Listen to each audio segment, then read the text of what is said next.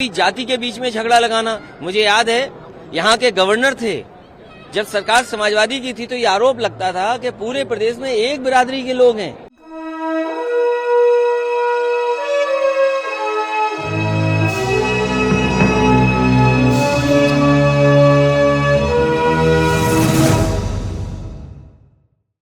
नमस्कार, आप देख रहे हैं नेक्स्ट 9 न्यूज और मैं हूं आपके साथ मेघा। अखिलेश यादव को लेकर फिलहाल परिस्थितियां सपा के भीतर कुछ ठीक नहीं है। जिस तरह से अखिलेश यादव के नेतृत्व में समाजवादी पार्टी एक बार फिर से चुनाव हारी है, जिस तरह से अखिलेश यादव को लेकर उनकी पार्टी के भीतर ही असंतोष की सुगबुगाहट सुनाई पड़ रही है, अखिलेश पर कई तरह के सवाल उठ रहे हैं, उनके नेतृत्व पर कई तरह के सवाल उठ रहे हैं। सवाल ये उठ रहा है कि आखिर अखिलेश यादव का नेतृत्व इतना नाकाम कैसे हो गया। आपको बता दें, अखिलेश यादव जो हैं फिलहाल अपनी पार्टी को ही एक साथ बांध कर रखने में नाकाम हो गए हैं। बात यहां पर सिर्फ हम शिवपाल यादव की बगावत पर नहीं कर रहे हैं, बात यहां पर आजम खान पर भी हो रही है। आजम खान की तरफ से उनके बेटे ने कल जो ट्विटर पर पोस्ट किया है ईद के मौके पर, उससे साफ मालूम पड़ता है कि आजम भले ही जेल के अंदर हैं, अपने दिल की बातों को जनता तक नहीं पहुंचा पा रहे, लेकिन जेल के भीतर भी आजम का अखिलेश यादव से मोह भंग हो चुका है। साफ मालूम पड़ता है कि आज आजम खान को लेकर सपा में जो भी हालात हैं अखिलेश के खिलाफ, जेल के भीतर भी आजम की सोच वैसी ही है। तो ऐसे में अखिलेश यादव को लेकर बीते दिनों ये खबर आई थी कि अखिलेश यादव इन तमाम सवालों से हताश होकर राहुल गांधी की तर्ज पर अध्यक्ष पद छोड़ देंगे। खैर, आपको बता दें, फिलहाल अखिलेश यादव के अध्यक्ष पद छोड़ने पर खुद अखिलेश ने आगे बढ़कर कुछ नहीं कहा है। हालांकि अखिलेश यादव बयानबाजी के अलावा सपा को एकजुट करने के लिए कुछ कर भी नहीं रहे हैं। जितने मुस्लिम नेताओं का सपा से मोहभंग हुआ है, उन्हें मनाने के लिए फिलहाल अखिलेश यादव कुछ खास कर भी नहीं रहे हैं, सिवाय योगी आदित्यनाथ पर निशाना साधने के। तो इस्तीफे को लेकर लगाए जा रहे तमाम कयासों और अटकलों के बीच में अखिलेश यादव ने योगी आदित्यनाथ पर, भारतीय जनता पार्टी पर अंग्रेजों की तरह फूट डालो और राज करने का आरोप लगाया है। अखिलेश का कहना है कि भाजपा सिर्फ लोगों को बांटकर, चाहे जाति के आधार पर बांटना हो या धर्म के आधार पर बांटना, सिर्फ राजनीति करना चाहती है। हम आपको अखिलेश यादव का एक्सक्लूसिव बयान सुनाने जा रहे हैं। क्या कहना है अखिलेश यादव का, क्या बयानबाजी उन्होंने की है, किस तरह से अपनी भड़ास भारतीय जनता पार्टी के प्रति निकाली है, सुनिए जरा।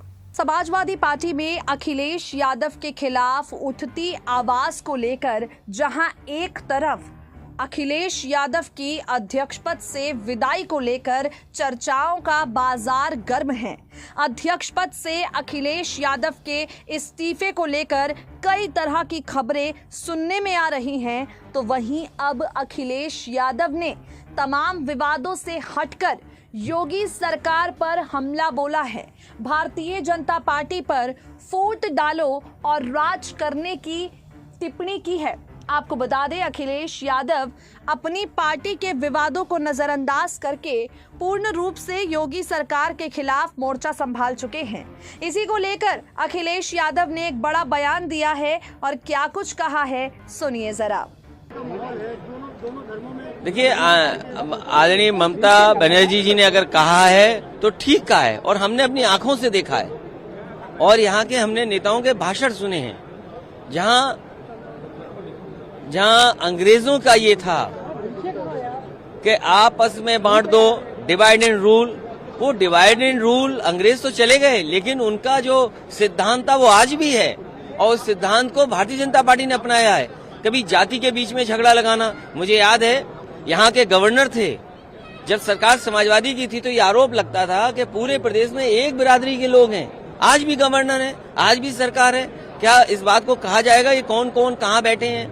अभी जो चंदौली की घटना हुई, इससे पहले आपकी गोरखपुर में घटना हुई, जो गोरखपुर में घटना हुई, क्या पुलिस ने पीट पीट के नहीं व्यापारी को मारा? अभी आप तिलोई में एक लड़की जो एसआई थी, अभी उसमें भी शक है कि उसकी जान ली गई कि उसने खुद जान दी है। और आपके सामने चंदौली का मामला आ गया है, जहां पूरा परिवार, उसकी बहन कह रही है कि पुलिस के लोगों ने इतनी बर्बरता की, इतनी मारपिटाई की कि उसकी जान चली गई। नहीं, मैं जाऊंगा। राष्ट्रपति हामिद अंसारी ने कहा कि कुछ लोग पगला गए हैं, लोगों को भटका दे रहे हैं। देखिए, मैं उनके बारे में कुछ नहीं कहूंगा, लेकिन ईद का त्योहार जहां खुशी का है, एक दूसरे से मिलने का है, तो जहां समाज में हमारी आपकी जिम्मेदारी है, वहीं सरकारों की भी जिम्मेदारी है। और हम तो करीब से देख रहे हैं चंदौली में क्या हुआ।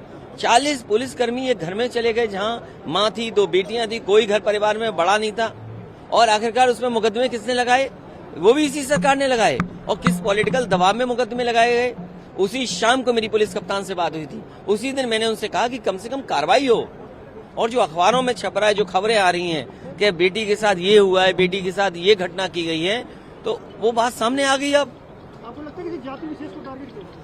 स्वाभाविक है, ये कोई ऐसा नहीं है। आप पे आंकड़े हैं, अब अगर आंकड़े मंगाएंगे और आंकड़े देखेंगे तो आप पाएंगे कि सरकार जानबूझ करके डरा रही है। क्या आप कानून पे भरोसा नहीं करते? आप बुलडोजर लेकर के घूम रहे हैं।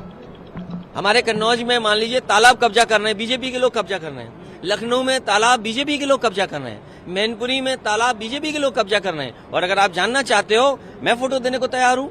मैंने डीएम कन्नौज से कहा कि किस तरीके से तालाब कब्जा हो रहा है। अब तालाब रुक गया। लखनऊ में तालाब कब्जा हो रहे हैं। आप जानकारी के लिए कि आप लखनऊ के हैं, खुद रहने वाले। सरकार ध्यान हटाना चाहती है। जो गिनती बता रही है सरकार, उसको गिनती इस बात की बतानी चाहिए कि इतने नौजवानों को नौकरी दे दी है, इतने नौजवान भविष्य में नौकरी पा जाएंगे, ये हमने कारखाना लगा दिया, इससे इतने रोजगार पा जाएंगे।